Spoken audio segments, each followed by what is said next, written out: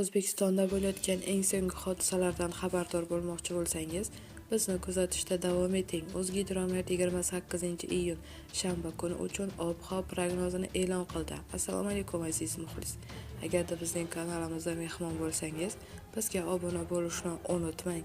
Toshkent shahrida havo biroz bulutli bo'ladi, yog'ingarchilik kutilmaydi.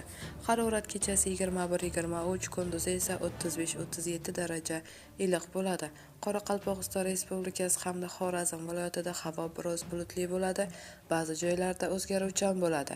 Yog'ingarchilik kutilmaydi. Harorat kechasi 18-23, kunduzi esa 30-35 daraja iliq bo'ladi.